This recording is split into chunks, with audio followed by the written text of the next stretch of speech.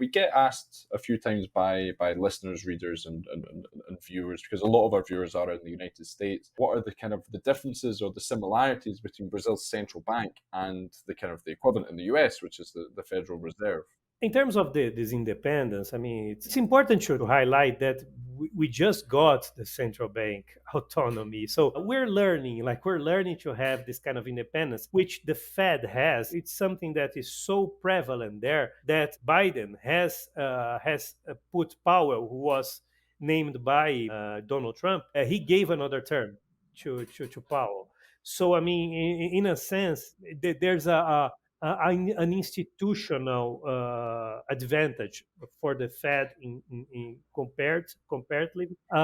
Brazil, as the Fed, like we have a resemblance of a dual mandate, which is like not the same as the Fed. The Fed does have a dual mandate in which they have to look not only for inflation, they need to meet inflation targets, but they also have a target for unemployment. Even if you really ask for anybody there, they would much rather sacrifice the unemployment to getting target. But anyway, they have a dual mandate. Brazil, you have like a subsidiary mandate in which technically you should be looking at employment and activity level, but it's not really enforceable in Brazil. So there's also a difference. And there's some differences in terms of the people that the board, that the people that actually take to vote, in Brazil, you have eight nominated sub governors, if you may, some directors, sub governors, which basically each of them have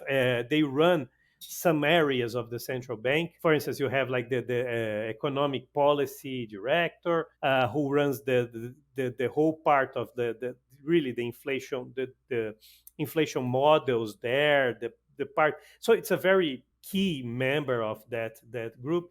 You have also the monetary policy director who looks at open market trading on the central bank. But you also have like the supervision director, who is important in terms of actually the part of the central bank that looks into financial stability.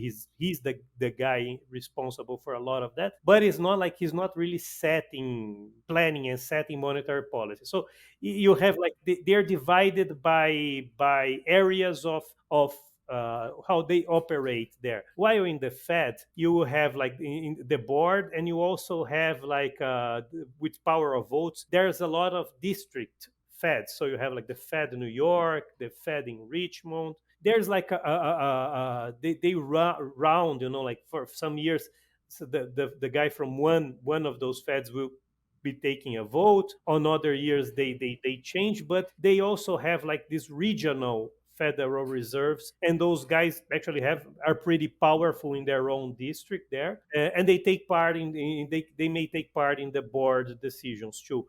So there are some differences between the Fed and Brazil's central bank, but one could also say that Brazil's supervision is so much so good that we are not really under the risk of a financial crisis that we are seeing, for instance, now in the US. We already have like three banks going under in this year.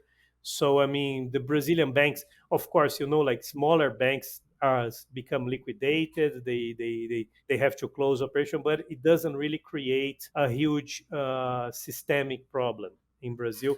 Which I mean, you could say that the Brazil Central Bank is doing something right in the technical staff in their area. Lula, and you can give him that. He had a central bank president that he left. He allowed the guy to be as autonomous as he could in setting policy. If you remember, even when Meirelles rose rates, people from PT like trashed Meirelles, and he stayed there. So if giving a vote of confidence to this government, Lula in his previous administration, he allowed those guys to have the operational autonomy, which it's what they had. But now, like I said, now with the formal legal autonomy, it creates some challenges, because I think Lula actually sees Campos Neto as too close to the previous administration, which was, in hindsight, a mistake from Campos Neto.